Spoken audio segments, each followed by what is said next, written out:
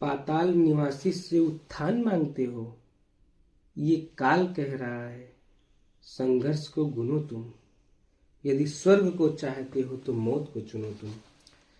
ये किसी अज्ञात के द्वारा लिखी बहुत ही खूबसूरत लाइन थी। फिलहाल न्यूज तंज पे आप सभी लोगों का हार्दिक स्वागत है।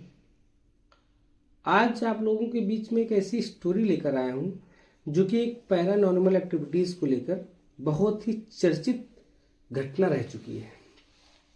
एक पहली ऐसी घटना है जो सरकारी दस्तावेजों में दर्ज है और जिसका निष्कर्ष अभी तक सरकार या वहां की पुलिस नहीं दे पाई है। ये घटना है स्पेन के मैड्रिड की, जिसके साउथ में एक शहर पड़ता है वेलिकस। वेलिकस के एक छोटे से इलाके में एक परिवार रहता था। उस परिवार में कुल 5 लोग थे। 5 लोगों में उन परिवारों में जो बड़ी बेटी थी उसका नाम था स्टेफना और उनके पिता का नाम था कॉन्सेप्शनल गुटरेस और उनकी माता का नाम था मैगजिमा गुटरेस। उनकी माता का नाम ये था। 2 बच्चे और थे और स्टेफना थी। स्टेफना कॉलेज स्टूडेंट थी, पढ़ाई करती थी, सब कुछ ठीक चल रहा था। लेकिन समय बीतता है तो स्टेफना के व्यवहार में बहुत ही अननेचुरल परिवर्तन देखने को मिलता है परिवार के द्वारा। परिवार के लोग जब उस स्टेफना के कमरे में कभी कभी इंटर करते तो देखते कि दीवालों पर नाखून से बहुत ही शार्प निशान बने हुए हैं, जो कि एक मनुष्य के द्वारा बनाए जाने पर बहुत ही गंभीर प्रश्न चिन्ह उठाते हैं, क्योंकि मनुष्य का नाखून उतना मजबूत नहीं होता कि दीवार पर स्क्रैच को बना सके। वो इग्नोर कर देते हैं परिवार के लोग। ऐसा हो सकता है कि कोई जानवर आया हो या कुछ भी हुआ हो, कि मेंटालिटी क्या थी आई डोंट नो। बट ये घटना के कुछ दिन बाद एक ऐसी घटना और होती है कि परिवार में उनका जो सबसे छोटा बेटा था स्टेफना ने उसको गला दबा के मारने की कोशिश की और परिवार के लोगों ने उसको बचा लिया। ये घटना उन लोगों को बहुत ही दुखदायक लगी और बहुत ही घातक संकेत के साथ उन्होंने सोचा कि कुछ करना पड़ेगा। और वो विचार करते हैं कि स्टेफना ऐसा क्यों कर रही है। स्टेफना से पूछा गया।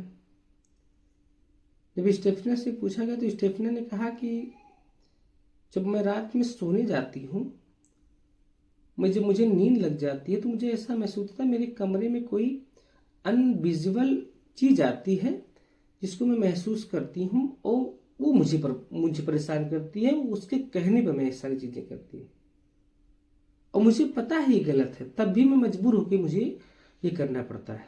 ये बात जब परिवार के लोगों को पता चली तो स्टेफना के पिता जो थे कॉन्सेप्शनल गुटरेस, उन्होंने विचार किया कि ये हॉस्पिटल नहीं, मुझे चर्च जाना चाहिए बच्ची को लेकर। वो चर्च जाते हैं पादरी के पास, तो पादरी देखते हैं तो कहते हैं सब कुछ तो नॉर्मल है, बट उनको कुछ चीज ऐसी लगती है कि वो परिवार को ये सजेस्ट करते हैं कि आप अपनी बच्ची का 24 आवर ध्यान रखिए, कुछ ऐसी घटना ना होने पाए जिसका उनको अंदेशा था। ऐसा कहके वो भेज देते हैं, आके परिवार में रहने लगते हैं। लेकिन इस दौरान समय बीतता है और स्टेफना की तबीयत बहुत खराब होने लगती है और वो बहुत ही कमजोर हो जाती है। उसको हॉस्पिटल में एडमिट कराना पड़ता है। हॉस्पिटल में वो एडमिट हो जाती है। एडमिट होने के 1 हफ्ते बाद हॉस्पिटल से इंफॉर्मेशन मिलती है पेरेंट्स को कि आपकी बेटी की डेथ हो गई है। पीएम होने के बाद डॉक्टर ये बताते हैं कि स्टेफना की जो डेथ हुई है वो दम घुटने से हुई है। चूंकि डॉक्टर ये बताते हैं कि रिपोर्ट में ऐसा कुछ भी नहीं था जिससे ये कहा जा सके कि स्टेफना की मौत दम घुटने से हो सकती है। उसके लंग्स में या शरीर में ऐसी कोई प्रॉब्लम नहीं थी जिससे ये हो सकता था। ये बात भी नोटिस करने वाली थी।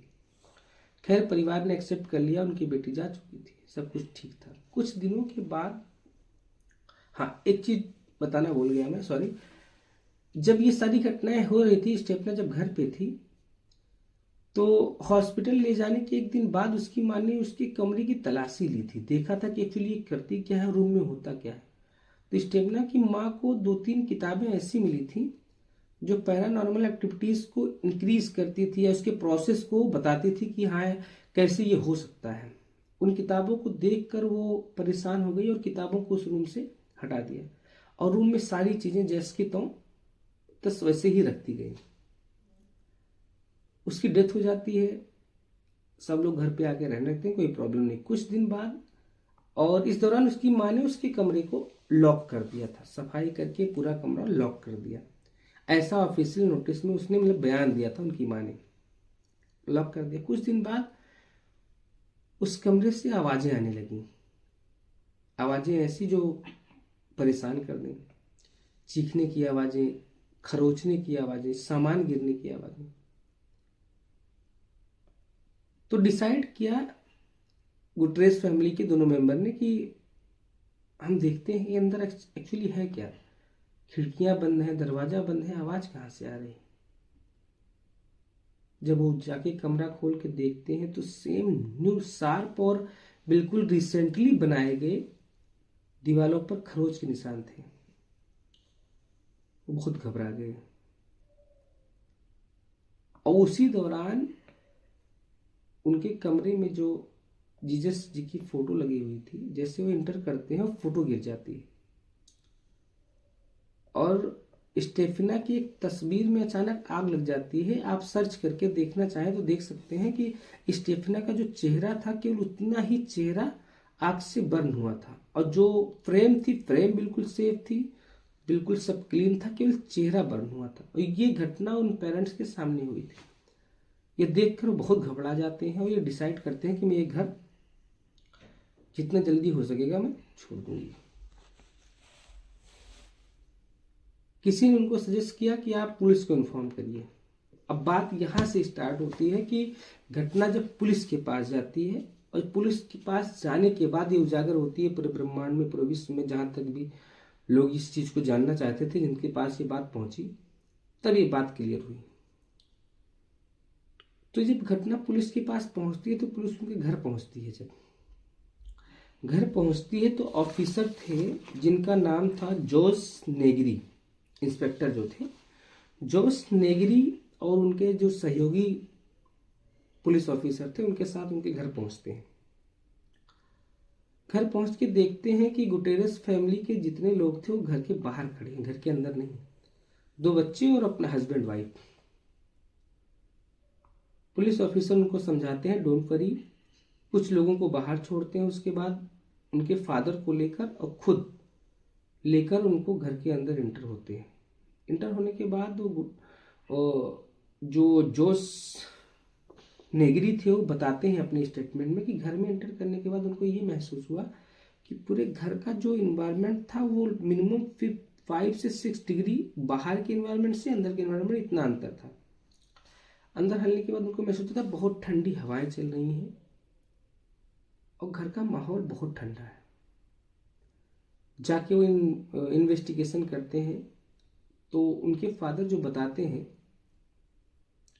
जो स्टेफिना थे उनके फादर बताते हैं कि स्टेफिना इस रूम में रहती थी, ऐसी ऐसी बातें। सेम प्रोसेस जो उनके फादर और मदर के साथ हुआ था जब वो ऑफिसर घर में एंटर करते हैं, उनके साथ भी होता है। बहुत सारी पैरानॉर्मल एक्टिविटीज उनके सामने देखने को मिलती है। वो सोचते हैं कि कोई और भी कारण हो सकता है, क्योंकि दिन का समय था।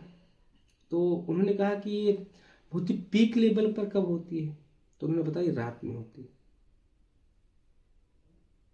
ऑफिसर सोचते हैं बहुत ही गंभीर मसला है, इसको देखने के लिए मुझे रात में यहाँ रुकना पड़ेगा, और ऑफिसर डिसाइड करते हैं कि मैं रात में यहाँ रुकूंगा। और एक अपने टीम बनाते हैं, उसमें काफ़ी ऑफिसर भी रहते हैं, कांस्टेबल भी रहते हैं, उनको लेकर उस घर में रुकने का वो निर्णय करते हैं। और घर में रुकते हैं, रात होती है तो देखते हैं कभी इस बेडरूम से, कभी स्टेफिना की, कभी बाथरूम से, कभी किचन से बहुत ही चीज़ों की आवाज़ आ रही, कभी गिरने की, कभी किसी चीज़ के तोड़ने की, दरवाज़ा खुलने की। ये ये मनगढ़ंत कहानी नहीं है। ये स्पेन की जो वेलिकस की पुलिस है उसकी रिपोर्ट में है, आप जाके सर्च कर सकते हैं। मैं भी आप लास्ट में आपको सारी चीज़ें बता दूंगा। और इस पर एक मूवी भी बनी है नेटफ्लिक्स पर, उसका भी नाम बताऊंगा, जिसको 95% लोगों ने पूरा नहीं देख पाया है। जो देखें आधी मूवी देख कर छोड़ देते हैं। तो पुलिस ऑफिसर इस चीज़ को देखते हैं और जब सुबह होती है तो बहुत ही आश्चर्यचकित रहते हैं और रिपोर्ट तैयार करने से पहले प्रयास करते हैं कि स्टेफना के बैकग्राउंड में जाना जाए कि एक्चुअली में इसके साथ क्या हुआ था। तो उसके कॉलेज जाते हैं और कॉलेज जाने के बाद एक ऐसी बात पता चलती है जो इस केस की चार्जशीट को साबित करने के लिए बहुत ही अहम बात थी। चार्जशीट बनाने के लिए स्कूल जाते हैं तो वहां पे उनकी एक टीचर थी स्टेफना की। वो बताती हैं कि मेरे साथ ऐसा होता है, स्टेफना की एक फ्रेंड थी जो किसी लड़के से बात करती थी, उसका बाइक एक्सीडेंट में या किसी सड़क दुर्घटना में उसकी डेथ हो गई थी। क्योंकि स्टेफना की बेस्ट फ्रेंड थी तो उसकी फ्रेंड बहुत परेशान रहने लगी थी, बहुत ही ज़्यादा।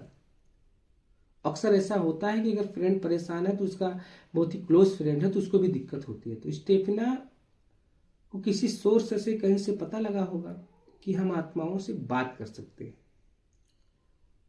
जिनकी डेथ हो गई है उनसे कन्वर्सेशन हम कर सकते हैं। किसी सोर्स से उनको किताबों के बारे में पता चला, कैसे क्या चला।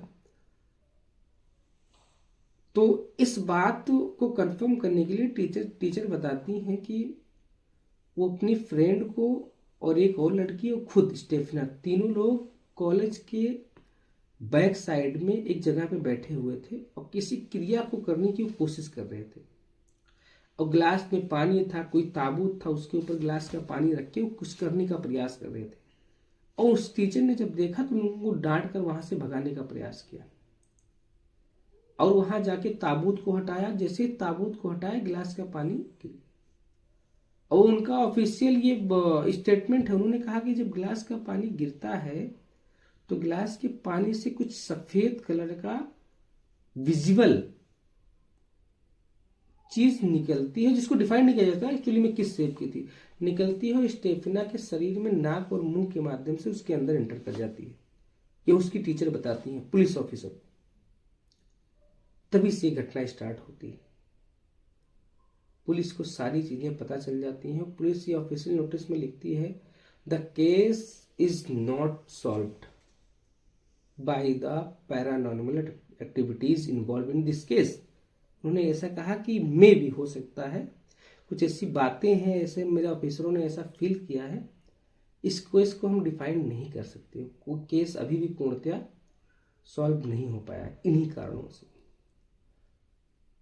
तो विज्ञान के इस युग में ऐसी घटनाओं को सुनने के बाद महसूस होता है कि मे भी ये विश्व बहुत ही अनिश्चितताओं से भरा हुआ देश है। हालांकि ये कहानी बताने का तात्पर्य किसी को परेशान करना बिल्कुल भी नहीं है। उसके बाद पुलिस ऑफिसर उस परिवार को, जो गुटेरस परिवार था, उनको ये सलाह देते हैं कि आप जो ये आपका घर है इसको छोड़ के आप कहीं दूसरी जगह शिफ्ट हो जाइए। क्योंकि परिवार पहले ही इस चीज़ को डिसाइड किया था कि छोड़ना है, छोड़ देते हैं। इन्फॉर्मेशन ये थी कि जहाँ वो रहने लगते हैं उनको कोई प्रॉब्लम नहीं होती है, सब कुछ सॉल्व हो जाता है। लेकिन ये एक अनसॉल्व केस ऐसा था जो पूरे विश्व में बहुत ही विख्यात हुआ कि ऐसी भी कुछ चीज़ें एग्जिस्ट करती हैं हमारे ब्रह्मांड में, हमारे देश में, हमारे विश्व में जितने भी देश में ये बातें पहुंची। लोगों ने इस पर बहुत ही विचार किया और सोचा कि मे भी ऐसा हो सकता है। खैर, ये घटना सुनाने का कोई ऐसा तात्पर्य नहीं था कि किसी को परेशान किया जाए। बाकी खुश रहिए, मस्त रहिए। और मूवी का नाम आपको इसलिए नहीं बता रहे हैं, जो कि मैंने आपको कमिटमेंट किया था कि मैं बताऊंगा लास्ट में। मूवी रिस्ट्रिक्टेड है, 95% लोग पूरी मूवी ख़त्म नहीं कर पाए, इसलिए मैं सजेस्ट नहीं करूंगा कि आप ये मूवी देखें। खैर, पूरी मूवी में जो मैंने आपको स्टोरी बताई वही स्टोरी पूरी मूवी में दिखाई गई है। उसको दिखाने का जो चलचित्र है, जो पर्दे पर दिखाया गया है, वास्तव में बहुत भयावह है। इसलिए मूवी का नाम मैं आपको नहीं बता रहा हूँ। बाकी ख्याल रखिए, मस्त रहिए। नई इन्फॉर्मेशन के साथ न्यूज़ तंज पे आपसे फिर से मुलाकात होगी। तब तक के लिए थैंक यू।